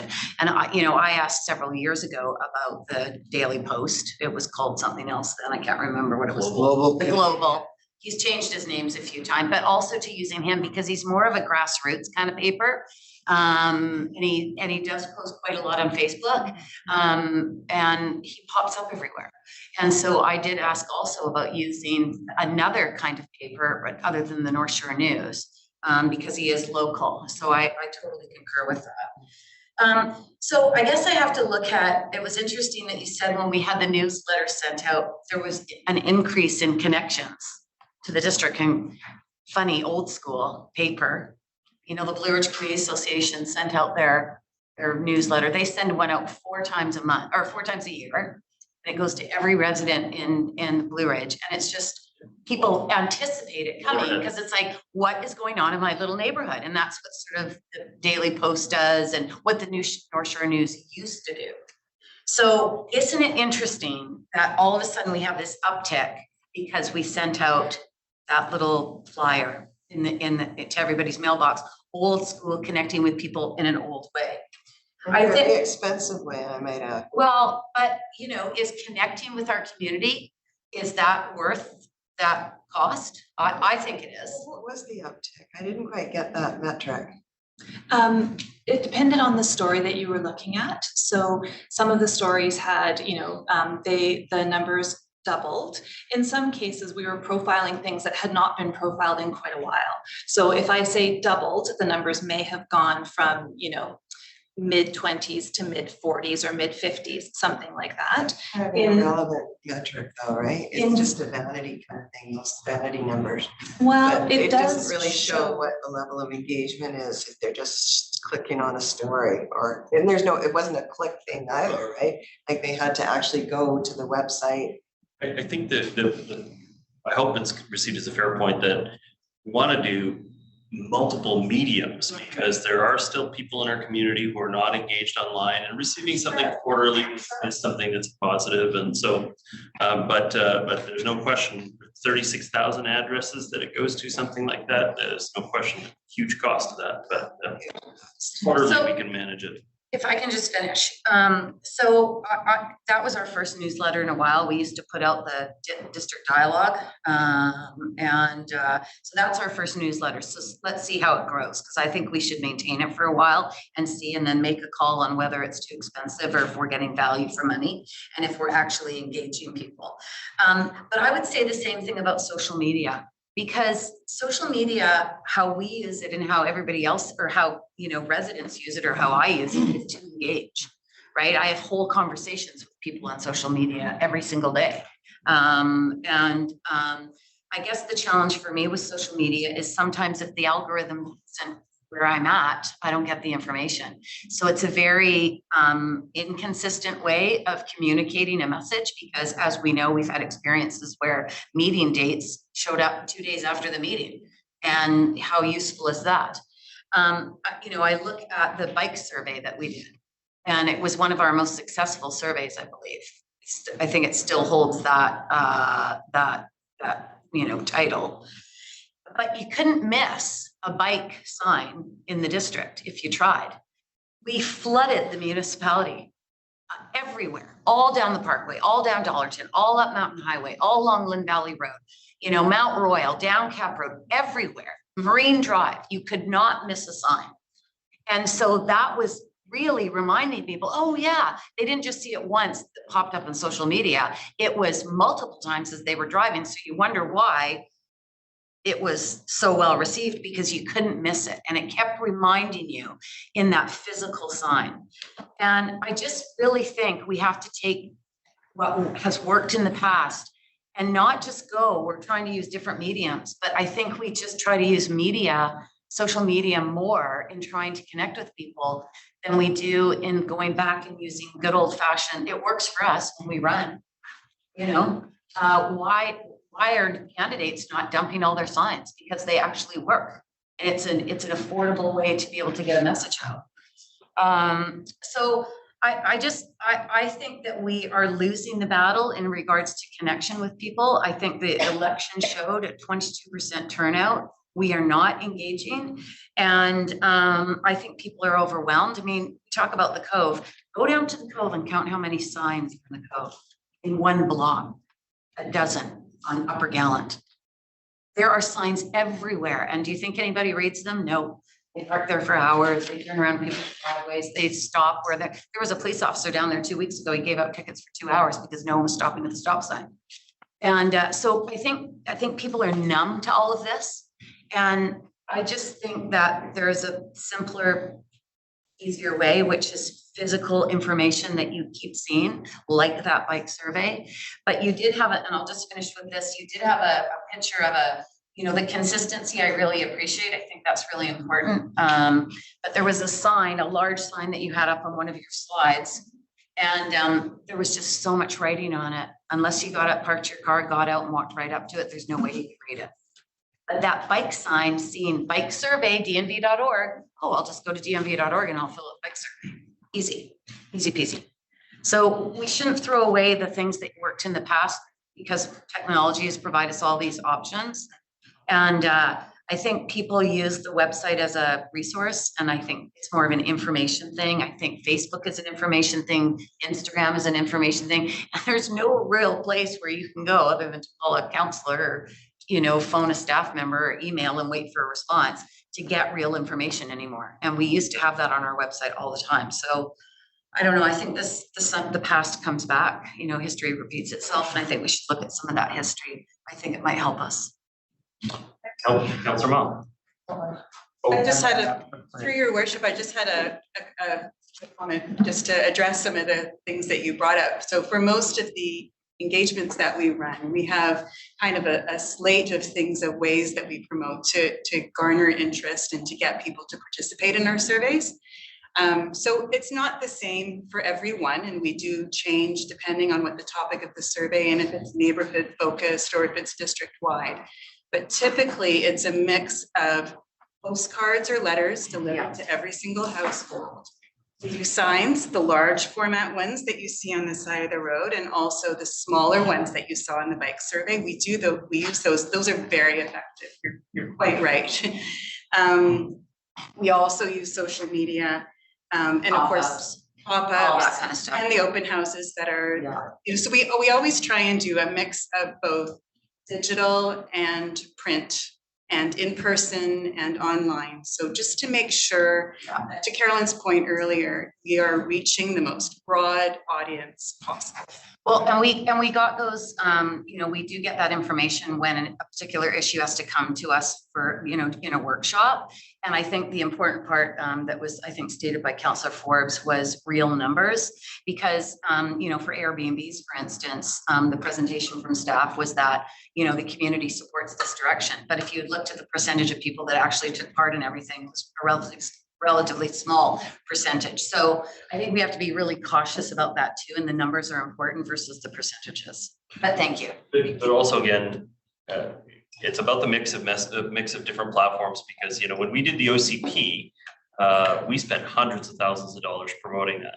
We ended up with about 4,000 participants out of 90,000 people in the process. And so, you know, less than 5%. And yet there was still opportunity throughout the community for people to choose to participate however they wanted to. They just chose not to. So it was about making the opportunity available, not necessarily about whether people were driven to comment on it. I have Councillors Ma back and Forbes. Councillor Ma. Thanks for the presentation. I actually have a background in media, but that's like 10 years ago, but or new media.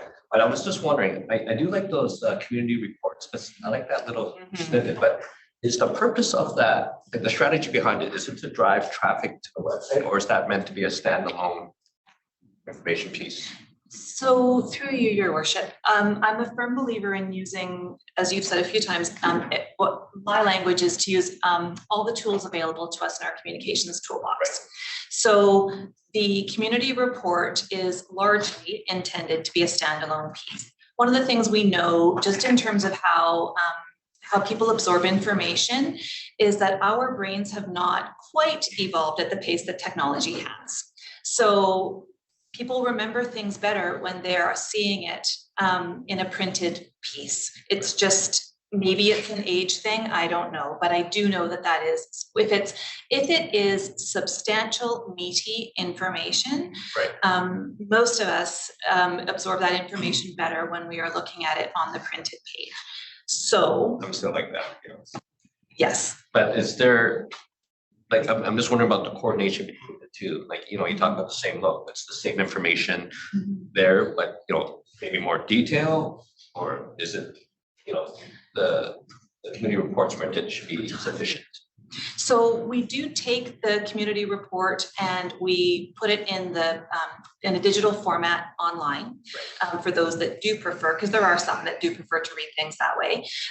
In terms of whether the community report is designed to be a standalone piece, yes. It's just that it's difficult to send a print piece out in the world without being able to verify if there is any uptake to it, because you just don't know that. So that's why I was talking about the value of the links or the QR codes in the report, just so that we could see, okay, what are people using the QR codes? Are they going to read the article? Because in some cases, you are correct that the community report is intended to be a standalone piece, but we may have longer information on the website in some cases about particular stories.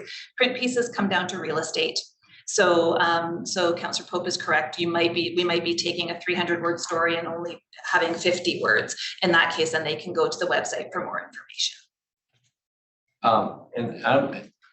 There's a lot of information. I know we talked about this before, about trying to find a way to be able to search a little more in context, like understand things like, you know, if I wanted to find the flexible framework, put it in there, you know, it doesn't really show up what I'm looking for. So I'm not sure if that's something that is being worked on. Like if I want to, you know, I see the ads or I see the community reports, I want information, but I look for something, you know, that connection has to be there to make sure that what I'm searching for, the keywords actually return something. And then also, I'm just looking at the public hearing that's tomorrow night. You know, you have an option of showing up at District Hall or online. Now, I'm not sure if it's the online link is going to show up tomorrow, but when I go there now, like there is an easy way for me to get an online session when I go to the website, or is that something that's going to be there tomorrow? Got a question for me? Or the clerk, like how does all that work? Yeah, I'm just not sure, like, the connect, like, there's a little gap for me when I wanted to come to that public hearing and I come to How do the you site do right it? now, there's no link to it. When does the link go live? Well, I believe the link is in the notice, which is there the Tuesday prior to the following Monday or Tuesday So meeting. you have to do it a week before, you can't just do it last minute. Oh, but it's not online right now, like, the link isn't there. What I'm saying is it should have been there last Tuesday morning in the notice on that council calendar page.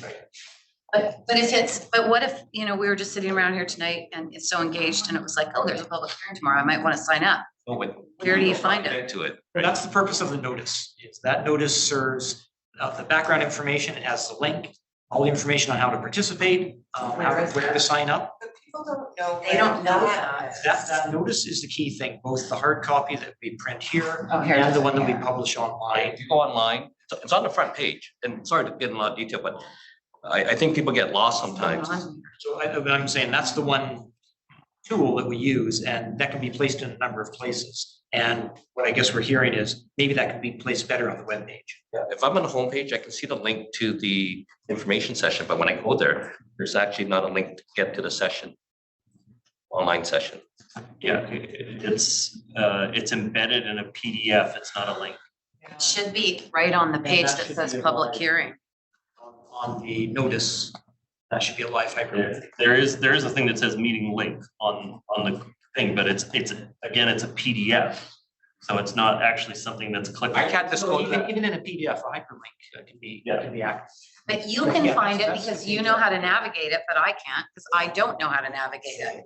Yeah, Catherine and I, Not to put you on the spot. it's just- Let me touch on that through your worship. We do have a strategy in digital services and we'll be working with our friends in clerks and communications to make the information related to council minutes, notices, accessibility far more accessible. A lot of that's pulling the information out of PDFs so that it's there on the screen, so that that link is there, that you can click on it. and every time, right up until the hearing and afterwards. Like, I just want to come to the website. Oh, there's a information session. Click on it. If I want to go online, I just want to hit one, not kind of go through and find the notice and then hit the hyperlink and. Too many steps. For sure. A lot of the work that digital and communications are doing together is making sure that the content that's on the website is in line with what's being advertised, such that when you go to the homepage, there's that thing that we're just talking about. That's what brought us here. The council information, whether it's reports or agendas or notices, we can pull all of that out. There's a lot of work involved behind the scenes to make all of this work, but it's part of a long-term strategy to pull that out of PDFs and make it more accessible, make it more available to people who have accessibility issues and make it easier for technology to read them. So it's a long-term thing that we're going to work on with clerks, but I understand the same challenges for sure. And I'm here to say, don't make it accessible just for people who have accessibility issues. Make it accessible. For the rest of us that The don't rest think of us. like you. Yeah, for Everybody. everybody Fewer else. clicks. There you go. Oh, fewer clicks and, Simple to see. but, there's some things that, on the day of the public hearing, that's probably something that we want people to come to. So I don't know if you give it more prominence that day, right? Like, this is Mhm. And little so things. There's a lot of information. Don't get me wrong, there's a lot of information. If I had time, I could find it, but it's not always, I couldn't. right? I'll just mention, this is a good opportunity to mention the sharing of the work between communications and the digital services group. So communications they're tasked with conveying your strategies, your messages through the website. Digital is here to help figure out the best way to do that alongside of communications through the research methods they have and speaking to the public, using user experience best practices and content design, making sure messages are clear, language is simple and easy to understand for everybody. And so they bring that science and that expertise together with communications to try to share information through our website in the best, most clear way. Thank you for that. I was just curious, in terms of the content on the website, written by communications or written in the ITS area? It depends on the content. So Right, if, because I can see there's little things that are probably written by a different person. I can. right, so digital services has a content Designer. designer, thank you, who works on the basic information on the website.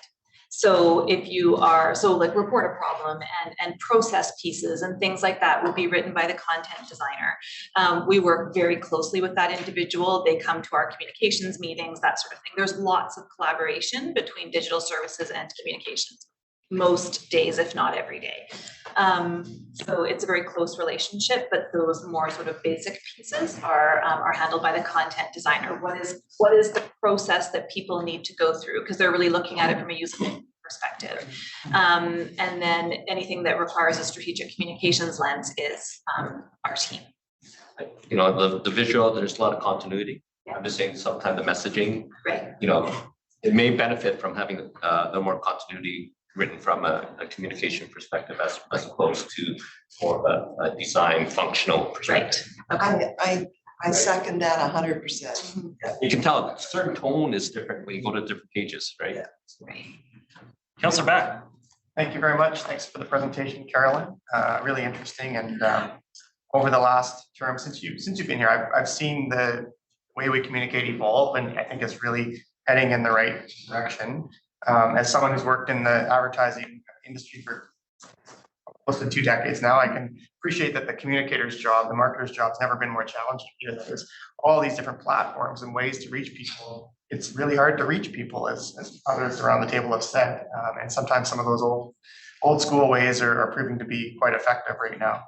I wonder if we look at things like the pop-ups that we've been doing for the engagement, which I think are great. Going to other places where people already gather, whether it's rec centers, libraries, maybe we have people there. Just stand in Deep Cove, any sunny Saturday, and you'll reach the North Shore. I've always thought, having worked in radio, we used to have street teamers, and when we do a promotion, we're giving away whatever it is. The street teamers would be out there on the street talking to people, giving stuff away, running the contest. I always thought it'd be great to have some kind of a DNV street teamer model that we could deploy to our town centers every once in a while.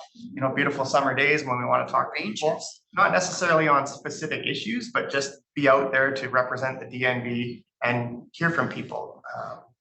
And I wondered also if we considered doing maybe some kind of community bulletin board, or now it can be very easily done with digital screen in some of these big areas where people are already visiting, right? Libraries, rec centers, having a big digital message board that we could use, we could share with community groups and help them amplify their message for those parts of the community. I think the storytelling strategy has been effective. I think we could be doing more with video. Sometimes I find our video is not very personal. There's lots of pictures and text, but there's no talking head. And I don't want to say talking head in a negative way, because I feel like there could be a little more personality. I'm not saying that any one of us should be that person necessarily, but just having a more personal touch. Having somebody deliver the message, I think is, seeing a human face is more inviting than just a slideshow.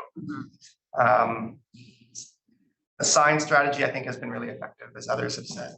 The current one on Mountain Highway, again, you can't miss it, right? And you're reaching everybody, regardless of what channel they listen to or what paper they read. So I think signs are effective, and I'm happy to see them being used so much as part of our strategy with different engagements.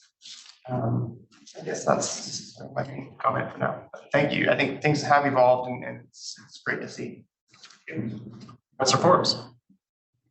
Those were all such great suggestions and a hard act to follow. I just wanted to, what I was trying to interrupt and let Councillor Mary say, I just wanted to bring up the point that we started for a little while when the slideshow, we started having extra copies so that when the public came, they could get a copy. So I would like to know if we could go back to that, just bring up, half a dozen extras in our 10 or whatever the number is, and then the public could have that as well, and they get to go home with it as well. Yeah, and likewise, if you talk to Adriana and say that your preference for this particular meeting would be to have a print version, we can arrange that. That's no problem. So are you saying I have to request that, or? I'm just saying for yours, we'll make sure that there's some available for the public, but if different council members want to go paperless, they should be able to go paperless, and if people still want the hand copy. I'm only referring that the public gets a hard copy. That's what I'm referring to. Yes, although I think there's got to be reasonable limits put on that. Some of our packages are multiple hundred pages. And so when we talk about it, Just the slides, just the slides. Yeah. okay. We'll just do that. Thanks. Make it available to council and in the public. Yeah. We do slide You presentations. have said that before though, and then I have to bring it up again, but just saying. Okay, thank you, Councillor Forbes. Any other comments on the matter? Thank you very much for your presentation. I think I can speak for council, say we all have a better understanding of ITS and communications and the different presentations that we've had. So appreciate that. Oh, actually, yes, members of the public, anyone would like to add their comments? Thank you. I just wanted to follow on Councilor Mack's talk about her suggestion about video, because it struck me Burnaby's mayor spoke personalized video about their tenant relocation policy, and it spoke directly to tenants in that community. The mayor did a nice video. So I know you said none of us around the table, but it might be effective to have councillors Take turns, sending on messages out. chatter on policy or something that comes around. This might be a piece for the clerk's office, coordinated with communications, coordinated with volunteers, but it's really difficult to know when committee meetings are. Like, just if we want to include community engagement and build community engagement, there's so many multi-steps you've got to go through to the community page, look up the committee you're interested in, click on that, look for if there's an agenda coming up, and they're not all well coordinated. So if we could put at least the prime committees on a calendar, much like the council calendar, that would be really helpful. And I think that's all I have to say. Thank you. Thank you very much. These are all great suggestions. We've been recording them. And I think one of the things, and I done a task force report maybe 25 years ago, and it was really clear that people want to get their information and they want to participate really based on their own perspective. But one of the things that really struck me was, and we don't do this very well necessarily in government, is provide that feedback loop and make sure that the community understands when we ask them to participate, they can fairly easily get that information so they understand what the result of that survey was. So we'll take this stuff away, and as part of that commitment on the feedback loop, we'll tell you what we're going to be able to do in the next little while. And Carolyn will ask me for more staff, I'm sure. Well, it's sort of like social media too, because I feel like we dip our toe into it, so there's information, but if people have comments, unless it's a technical issue or clarifying, there's no engagement. So then we engage, but we don't always see everything that you're posting on our Facebook pages, even though some of us are badge earners on Facebook. It doesn't always pop up, right? So it's hard to manage it, right? Yeah. Corey Cost, can you hear me? Yes, Your Worship. Yes, welcome. Welcome, second time, yes. I'll just go back quickly through the history here. So on Councillor Back, pop-ups are great, I agree, but it leaves out those who are not mobile, and that may skew the results. On Herman Ma's, Councillor Ma, needing a live link to the current or nearest in time upcoming meeting. That's what needs to be done. You need to know, click the link for the next council meeting, so you don't have to go through all this. Just should be on the homepage. Councillor Mary's remarks, the time spent looking at an issue in surveys is kind of a useless thing. I print a screen and then move on. I stay there 3 seconds, move on to adjust it later. So watch out for incorrect information gathering or biased information gathering. As far as Deep Cove is concerned, I look at cameras on grouse. There are many of them live around the province, everywhere they are. Why not have a camera on what I call a representative lot? It tells you very quickly and quite reliably just how crowded things are. So use technology the right way. Reporting a problem. Street camera, we have them. Report a problem. Yeah, I've done that. Been there. You just get a case number and you never hear from them again. Now, just another You had 4 items, I think, were shown by staff. Concentrate on these 2. Sorry, which 2 are you talking about?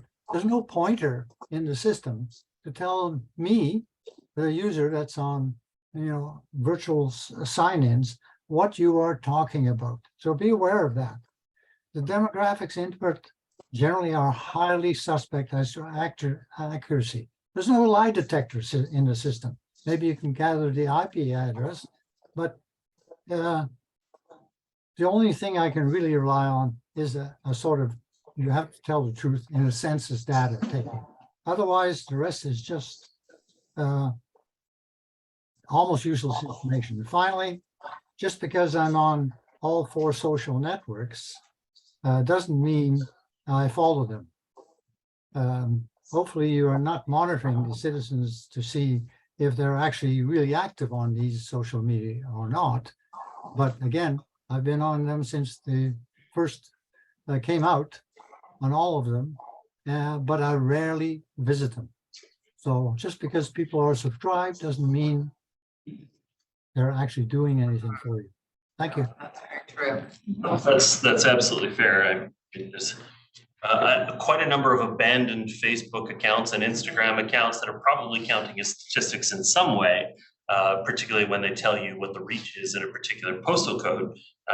Hopefully the views are more an accurate reflection of who's looked at it that week. But again, it's not always reliable, but that's why we use a mixture of sources to be able to determine whether these things are having an effect. And Mayor Little, that's also why we look at growth, because especially Twitter is a changing landscape, I'll leave it at that. And so we don't know how many people that have accounts are still active with them, but the fact that it's growing means that new people whose accounts are presumably active are finding us and following us. So that's why I chose to focus on that. I was a little surprised actually to see your 2018 stat for Facebook was 4,000 and your 2023 was 8,000. I was not expecting that Facebook doubled in our community. What do you think we did during the pandemic? I guess How we maybe that's communicated. it. Maybe that was at the pandemic. So everybody lived, it drove was on people to Facebook. but- Users of Facebook are over 60 now, so it's like. So why would it have doubled during that period? Right? Because they discovered it. Late adopters. They Yeah. finally found it. Oh, I know, my kids make fun of me whenever I talk about Facebook. I intentionally send them links just to mess with them. Yeah, so thank you very much for your presentation tonight. It's been a great topic of discussion for us. It's obviously something we take great interest in because we also see it as totally connected to our role in the community as being representatives of the community to make sure that these issues are being communicated. Informed consent is a critical part of our system, and making sure that we're using effective tools to be able to communicate with the public is a key part of that. So thank you very much for the presentation tonight. Council, we've completed the business of the workshop. I'll accept adjournment. Accepted. Thank you very much. Everybody have a fantastic evening, week. I guess we do have a public hearing tomorrow night, actually a double public hearing tomorrow night. And so starting at 7, I believe. Let me just double check. 7. So how does a double work? Comments on both items? No, we'll do them consecutively. I'll file that. This